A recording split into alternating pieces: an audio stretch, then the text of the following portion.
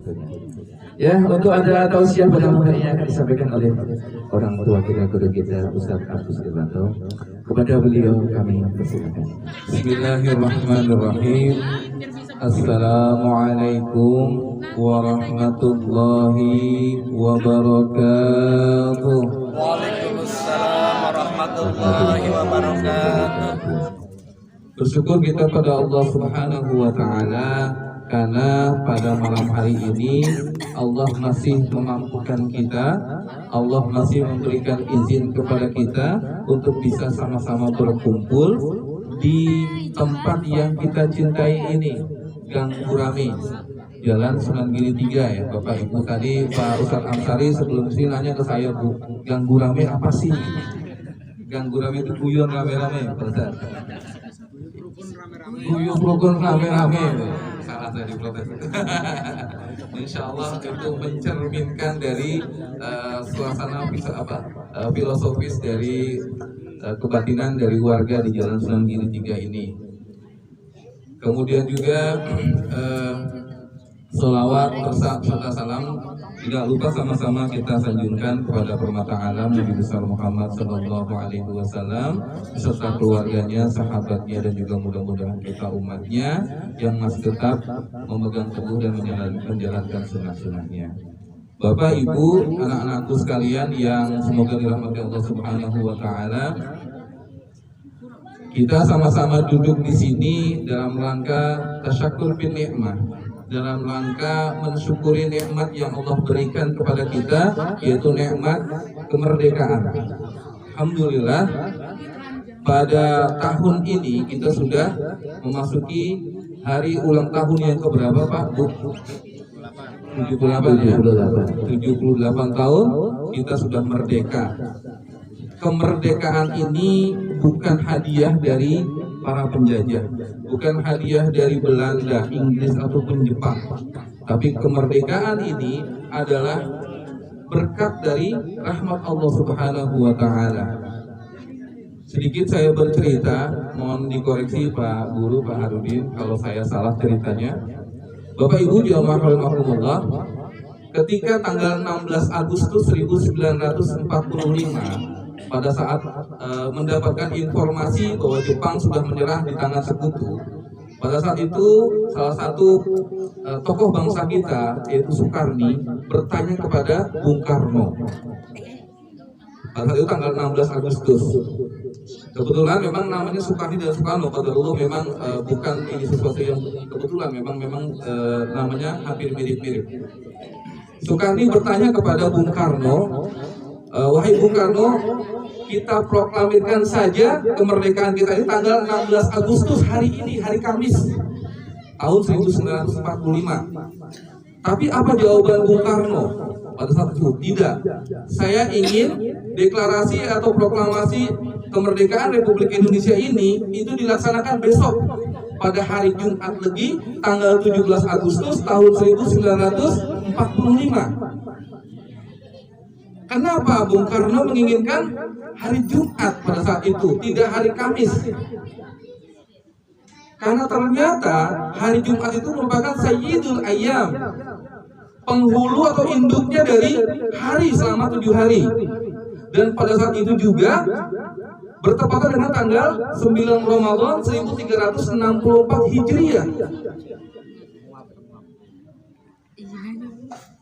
Artinya apa? Keberkahan di bulan Ramadan yang dikatakan sebagai Sayyidus Suhur, penghulu atau induknya bulan, dari 12 bulan yang ada, itu induknya di Ramadan.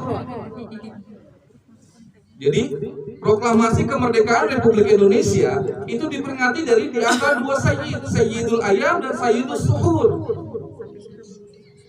Waktu yang memang sangat baik sekali. Tanggal 17 pun juga bukan tanggal yang dipilih asal pilih saja, karena Bung Karno itu memang sangat perhatian sekali dengan hitung-hitungan tanggal. Sehari semalam kita 17 rakaat menghadap Allah, beribadah kepada Allah, melaksanakan sholat selama sebanyak 17 rakaat. Dan Ramadan diturunkannya Al-Quran juga di tanggal 17 Ramadan. Yang ingin saya garis bawahi di sini adalah kemerdekaan yang Allah berikan kepada kita di dalam pembukaan Undang-Undang Dasar 1945 itu berbunyi atas berkat rahmat Allah dan disertai dengan keinginan luhur. Jadi keinginan luhurnya yang nomor 2 Bapak Ibu. Urutan pertamanya adalah atas berkat rahmat Allah Subhanahu wa Ta'ala. Artinya apa?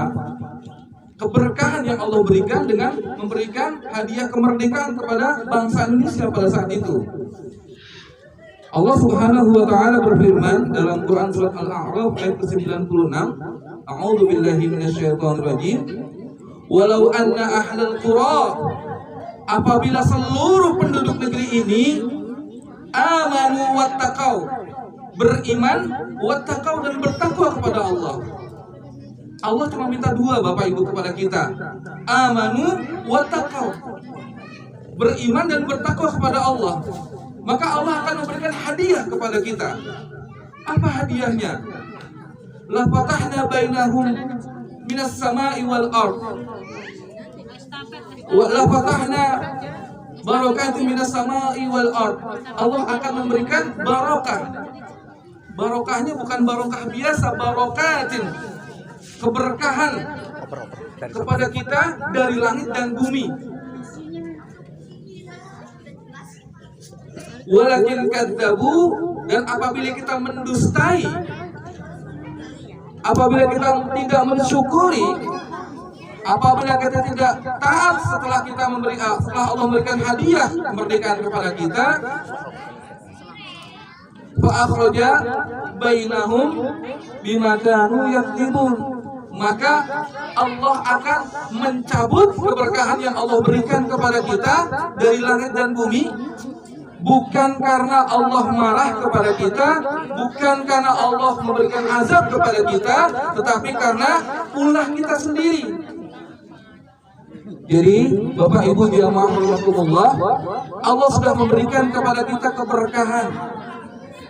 Jangan sampai keberkahan yang sudah Allah berikan kepada kita lalu kemudian dari berkah, dari rahmat menjadi laknat kepada kita.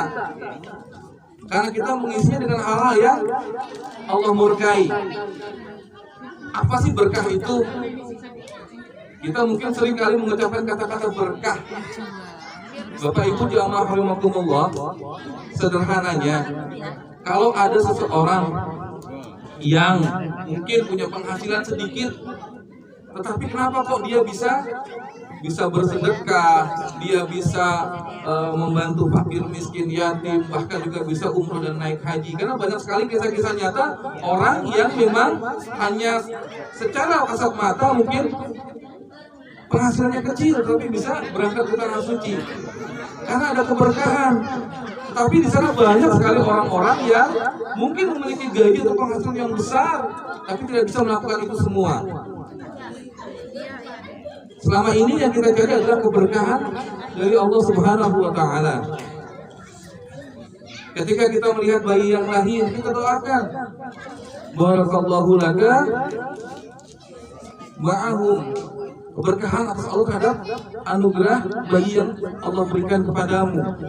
Ketika kita mendatangi keluarga kita atau saudara kita yang meninggal, barakallahu laka wa baraka alaika wa ja'al bainakuma wa antum bi khair. Kita mendoakan agar mendapatkan keberkahan. Jadi keberkahan itu yang dicari. Dengan cara apa? Dengan cara mensyukuri nikmat Allah Subhanahu wa Ta'ala.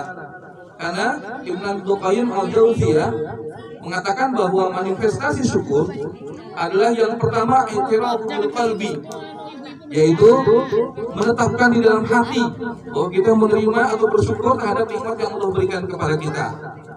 Yang kedua adalah mengucapkan pujian bahwa kita bersyukur kepada Allah, dan yang ketiga adalah dengan memanfaatkan nikmat yang diberikan itu di jalan Allah Subhanahu wa Ta'ala. Jadi insya Allah tradisi-tradisi yang baik seperti ini nantinya akan diikuti juga oleh anak cucu kita. Dan kenapa disebut sebagai hari ulang tahun kemerdekaan? Mungkin ada perbedaan, ada yang mengatakan ulang tahun itu boleh atau tidak. Tapi pernah seorang sahabat bertanya kepada Rasulullah, "Ya Rasulullah, kenapa engkau melaksanakan puasa di hari Senin? Jawaban Rasulullah adalah yang pertama, "Dzaka yauma maulidu." Hari Senin ini adalah hari kelahiranku, kata Rasulullah. Yang kedua adalah yauma bu'itsu. Hari Senin ini adalah hari dibangkitkannya manusia nantinya. Dan yang ketiga adalah yauma unzila alayya. Hari pertama kali aku mendapatkan wahyu dari Allah Subhanahu wa taala. Jadi, Bapak Ibu jamaah rahimakumullah, suasana ukhuwah Islamiyah ini seperti yang sudah sama-sama kita laksanakan ini mudah-mudahan bisa terjaga terus sampai dilanjutkan oleh generasi-generasi kita berikutnya. Karena kata Nabi, "Man sana bil Islami sunnatan hasanatan falahu ajruha wa ajruha man amala biha." Barang siapa yang melaksanakan amalan-amalan yang baik di dalam Islam, maka orang itu akan mendapatkan pahala kebaikan, dan juga orang-orang nanti yang akan mengikuti jejaknya juga akan mendapatkan pahala kebaikan juga. Jadi Bapak Ibu rahimakumullah, semoga Allah selalu ridhoi, Allah selalu rahmati, Allah berikan keberkahan kepada Gang Gurame ini atau Jalan Sunan Kudus ini, sehingga acara ini bisa kita laksanakan terus. Mungkin ini saja yang bisa saya sampaikan. Mohon maaf atas segala kekurangan. Billahi taufiq wal hidayah. Assalamualaikum warahmatullahi wabarakatuh. Waalaikumsalam warahmatullahi wabarakatuh.